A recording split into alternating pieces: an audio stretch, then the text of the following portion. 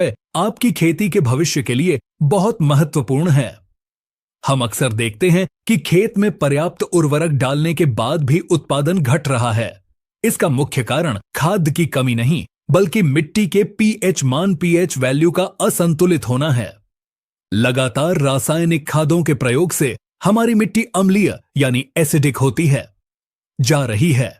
आज हम वैज्ञानिक तरीके से समझेंगे कि एग्रीकल्चरल लाइम या डोलोमाइट का प्रयोग करके आप अपनी मिट्टी की उर्वरक क्षमता को दोबारा कैसे जीवित कर सकते हैं। सबसे पहले विज्ञान को समझें। जब मिट्टी का पीएच मान 6.5 से कम हो जाता है तो मिट्टी अम्लीय हो जाती है। ऐसी स्थिति में मिट्टी में मौजूद एल्यूमिनियम और आयरन सक्रिय हो जाते हैं। ये तत्व आपके द्वारा डाली गई फास्फोरस और पोटाश को अपने साथ जोड़ लेते हैं, जिससे न्यूट्रिएंट फिक्सेशन की समस्या होती है। नतीजा यह होता है कि उर्वरक मिट्टी में मौजूद तो रहते हैं, लेकिन पौधे की जड़ें उन्हें ग्रहण नहीं कर पाती। इस समस्या का सबसे सटीक समाधान है डोलोमाइट।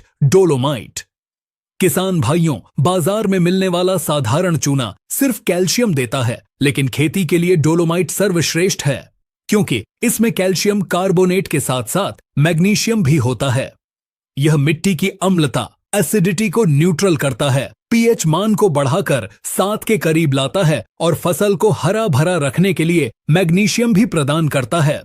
इसके प्रयोग से मिट्टी की भौतिक संरचना सुधरती है, मिट्टी भुरभुरी बनती है और मित्र कीटों की संख्या में वृद्धि होती है। अब बात करते हैं इसके प्रयोग की सही विधि की।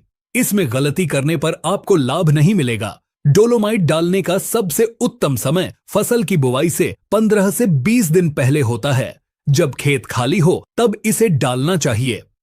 यदि मिट्टी की जांच के अनुसार पीएच 5.5 से कम है तो 3 से 4 क्विंटल प्रति एकड़, और यदि सामान्य सुधार के लिए डालना है तो 2 क्विंटल प्रति एकड़ डोलोमाइट पाउडर का छिड़काव करें।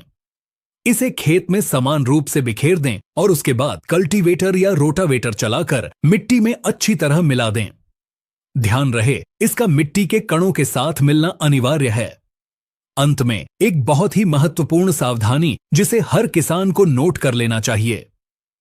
कभी भी डोलोमाइट या चूने को रासायनिक खाद जैसे यूरिया, डीएपी या अमोनियम सल्फेट के साथ मिलाकर न डालें, और न ही दोनों का प्रयोग एक साथ करें। चूने और रासायनिक खाद के प्रयोग में कम से कम 15 से 20 दिनों का अंतर होना चाहिए। यदि आप इन्हें साथ में डालेंगे तो रासायनिक क्रिया होगी और आपकी नाइट्रोजन गैस बनकर उड़ जाएगी,